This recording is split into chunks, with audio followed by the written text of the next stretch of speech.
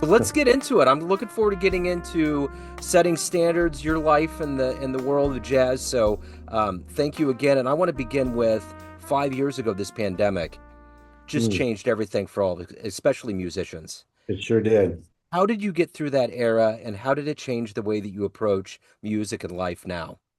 Well, I've been in-house composer for a company called Valve Software, where I've been writing music for video games. And so for me, it was, I mean, being a composer and a musician and a trumpet player, whatever, the stuff that I do, a lot of it is done by yourself anyways. I mean, I've been working at Valve for 25 years and I used to go back and forth there quite a bit. And when COVID happened, I stopped going in pretty much and was pretty much 100%, as most people were there, almost 100% working from home. And since then, how it's changed my life is I haven't gone in since.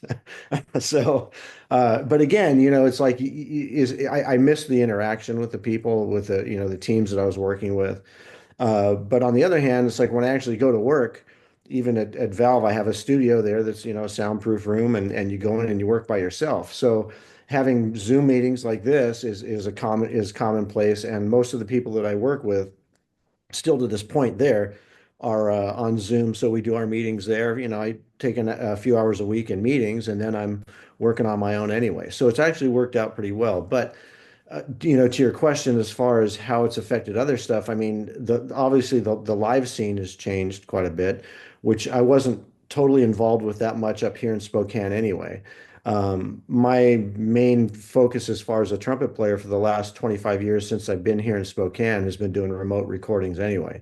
So it kind of leveled out. I mean, it didn't really affect me that much as in the sense of the work that I was doing. I mean, I think it affected everybody in different ways, whether physically or emotionally. And had two kids that, were in their 20s at the time, and it definitely affected them. So, but it was relatively easy for me, as far as the transitions there.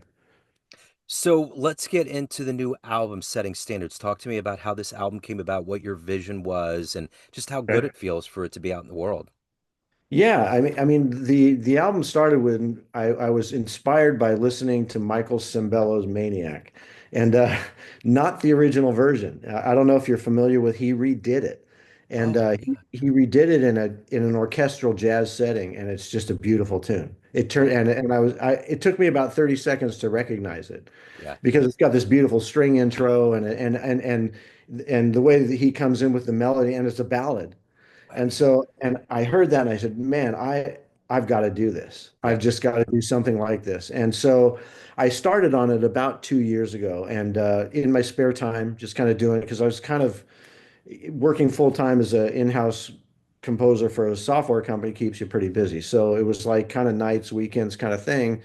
And I was dabbling in it for a while and I started out, I think the first tune I did was Wichita Lineman. And so I kind of redid that with a kind of a jazz trio feel or quartet feel with strings in the background, that kind of thing, trying to kind of get into the mood of what Michael Sembello had done. But then I found out the more that I started working on it, the further away it got from kind of what he was doing and more into what I wanted to do.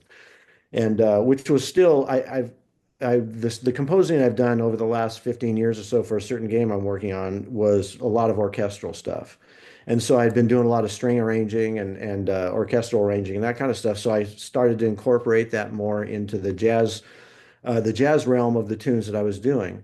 And the other thing was there were tunes that I really liked from growing up with the pop scene in the 70s and 80s, which I thought was just one of the best, there's several eras of pop music that ever existed. I mean, obviously the 50s and 60s had some great stuff too, but you're looking at like Frank Sinatra and all that for the 60s. Like that was a whole different type of pop music. It was great. And don't get me wrong, I love that stuff. But as far as pop radio and where it was going, like with Earth, Wind and Fire and Chicago and all the David Foster stuff that was coming out and Chaka Khan and it's like that was those tunes were just iconic in melody and production. So a lot of those that were really special to me or that I remember with the iconic melodies and that could also be translated to an instrumental, which not all of them are going to work that well. So I went through, just went through a bunch of tunes that I felt that would fit that bill, and started rearranging them. And then I started inviting friends that I've been working with for years to sort of collaborate on a few of the arrangements, and some of them played on it and sang on it, and that's kind of how it came to be. So take me back to the beginnings of this journey into the music. Where were you born and raised? How did music become your life? How did all this happen? So I was, it's funny how, people ask, how'd you get started? And it's like, I feel like I never was started. It was always there.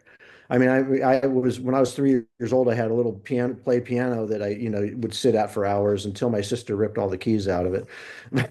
And I remember, sitting on a piano bench at friends' houses when I was really young. And my dad listened to a lot of jazz music and exposed me to it. Yeah, jazz and classical, a lot of stuff. And I started playing piano when I was 4 by sitting into my sister's piano lessons. And I was in the other room and I started yelling out her mistakes and what was wrong. And so the piano teacher said, "This is who we need to have piano lessons."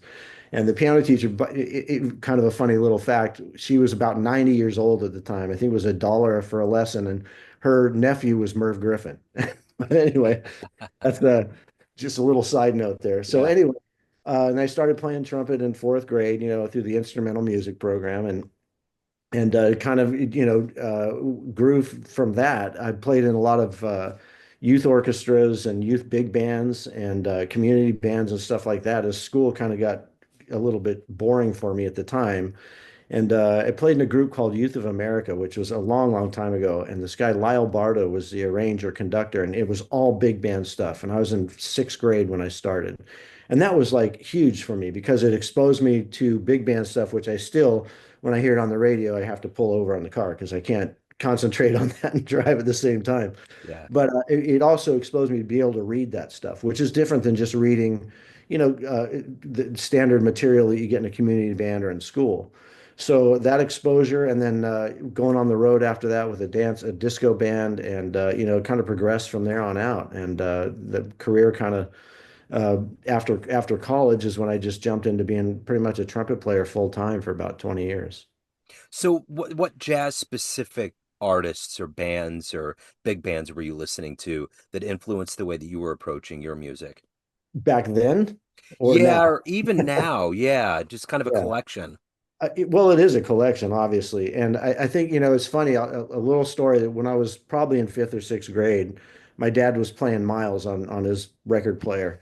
And I was listening to that. And being a 6th grader, I didn't have the depth of the knowledge to understand what Miles was doing, but I did hear that he was cracking notes. And I thought, I can do this. Yeah, So yeah, I did, again, being a foolish 6th grader. I mean, I go back and listen to that stuff now. I mean, it's art in its finest form. But at the time, I'm thinking I can play better than that. yeah, yeah. But anyway, I mean, my dad and my family brought me to a Maynard Ferguson concert. At the time, he used to play high schools and colleges all around the areas, and so I went to a few of those, and just started listening more and more. And then when I went on the road with a disco band or whatever, they were all kind of jazzers at heart. So I remember I was in the car, we were driving around the country in a car, and I was in an El Camino with the drummer, and he had 2 tapes. He had Gino Finelli's Brother to Brother and Popper and or no, and Chick Corea Return to Forever. And those two were on a loop for like 8 hours straight. So I got slammed with this stuff from this band all the time and got interested into it that way as well. And yeah, my influences now, man, I mean, they're all over the board, but from a trumpet player standpoint, I mean, I could, the list is so long. But the most recent that I've been listening to a lot is Till Bronner, and his tone and his phrasing is just amazing. I think I haven't heard anybody like that in such a long time. I mean, he just impresses me in everything that I hear of his. And if I wish my tone was half as juicy as his is, but Yeah. Miles was obviously a lot of inspiration in the different facets of music that he, explored. Listening to Randy Brecker was a big influence for a while, but in the in the and I don't mean to get off onto a tangent here, but in the album stuff, it's like what I wanted to do is, and I think I'm successful at it, was really sort of create my own voice in this thing. And so it's like I didn't want to sound like Clifford Brown or like, doing, trying to, or Dizzy Gillespie, trying to do all these licks and playing, bebop through all this stuff or whatever. I wanted the solos to be really melodic in their own, in their own right. And a lot of that was listening to not necessarily trumpet players, but I think I used to listen to Pat Metheny a lot. And I was always amazed at his soloing, that it was so melodic and it was a story in itself. Instead of just playing through chord changes and figuring out what scales work with what, he just would fashion these melodies over this long solo section that was like a piece in its a composition in itself. Yeah. And so that has been the biggest inspiration as far as the actual melodic tone of the album, I think, as far as not just doing licks, not just trying to show off technical ability or whatever it is, but really putting out there some melodic content that remains engaging for a listener. So what are you hoping the listener gets from this album? Well, depending on the demographic, I hope a lot of, again, I think there's 6 tunes or 7 tunes on the album. I wrote one of them, and the rest of them are covers from the 70s and 80s. And so part of it is nostalgic. I mean, I hope that it brings back those memories, the people that listen to it that know the tunes, and they're rearranged in a way that it inspires them, like listening to the Michael Sembello tune did to me. So hopefully part of it is that. And the other part is just hopefully they remain engaged. It's like in this day and age when, people are flipping on their phones and listening to 6 or 7 seconds of a tune and moving on. I'm hoping that there's patience involved. And if you listen to the whole tune, on each one of them, there's an arc, to every single one of them. And I hope that people have the patience to follow it through to the end. Yeah.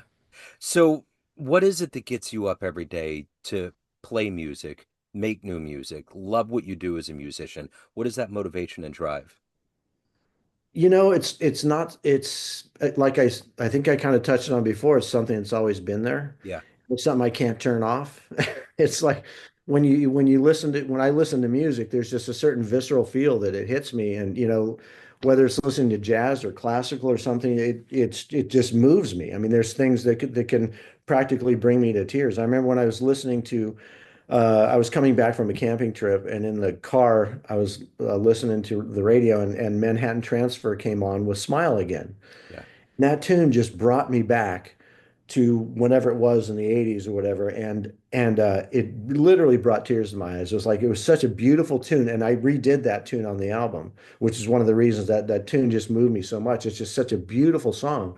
And so having that feeling is something that I would miss if I didn't listen, if I didn't play, if I didn't compose, if I didn't do all that stuff, I would miss that feeling.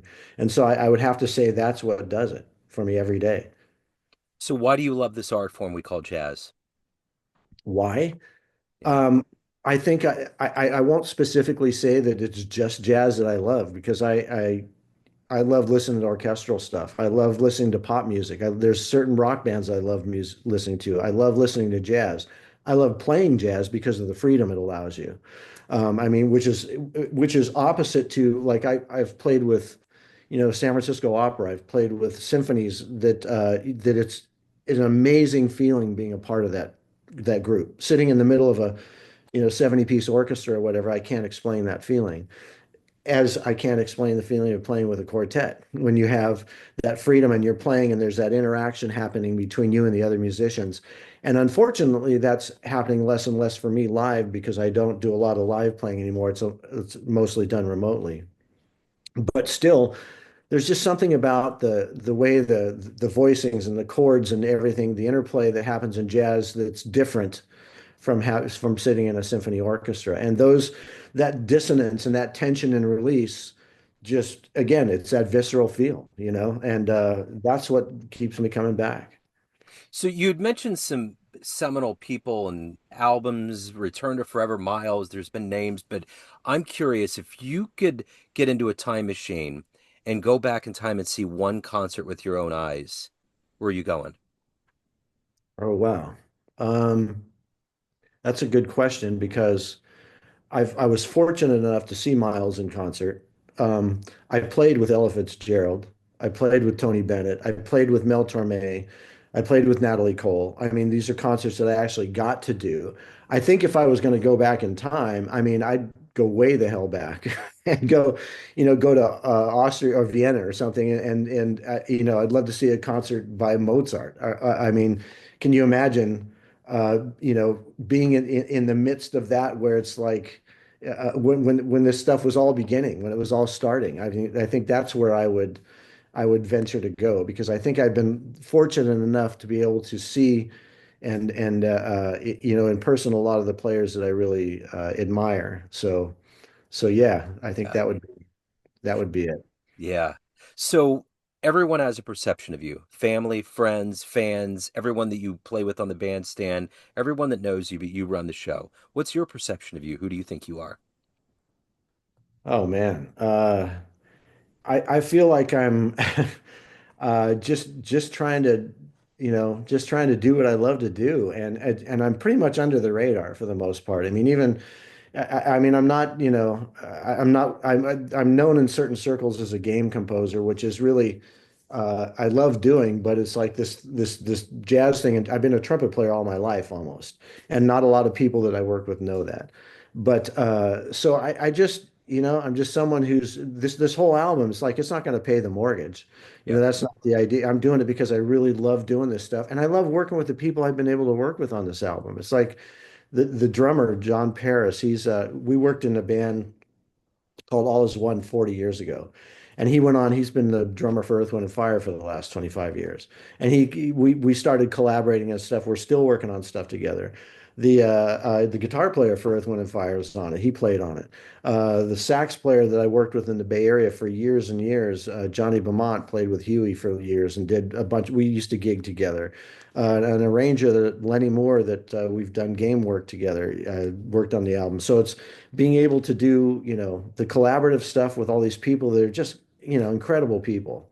And had just been so lucky with that. But again, kind of got off on a tangent there. I'm sorry. No, no, no, you're good. You're good. So if anyone wants to pick up a copy of Setting Standards, catch you live, any of the good business in your world, where's the best place to go?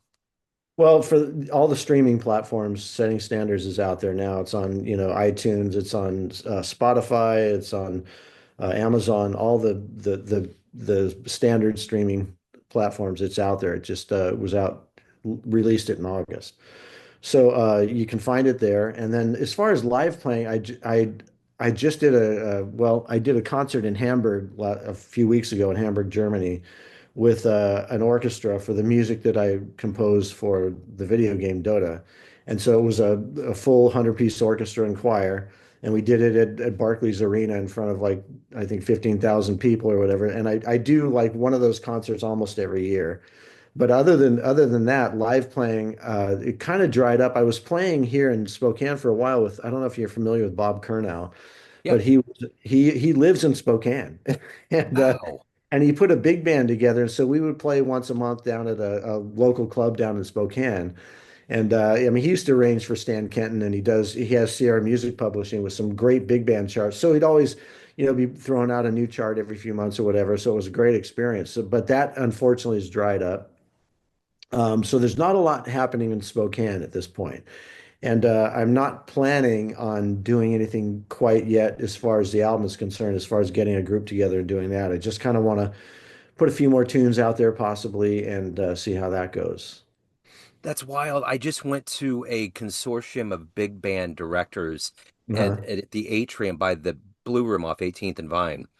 And there was a table and they were giving out a whole bunch of CDs they had overflow. And I Uh-huh. got two or three Bob Curnow and I had him on the show. I literally just had him on the show like 3 weeks ago. So that's Hey, wild you Bob brought on him up. there? Yeah, Oh, yeah, really? Yeah. yeah. He's Dude. a good friend and he's just some incredible arrangement. He did all that. You probably got the Pat Metheny album that he did. Yes, I that was one of them too. Yeah, Yeah. yeah. Yeah, that was a blast. We used to play those charts all the time. And then I think he did that recording in LA, but then we would go and record some of his new charts for his website to give the demos for that for people who are interested in buying the charts. Very cool. Well, that's Yeah. awesome. What serendipity. Hey, man, Yeah. again, thank you so much for taking a minute out. I'm looking forward to profiling the music on the show. Best of luck with everything. I appreciate it. Great. Thank you. Thanks for having me. I appreciate it. Yeah.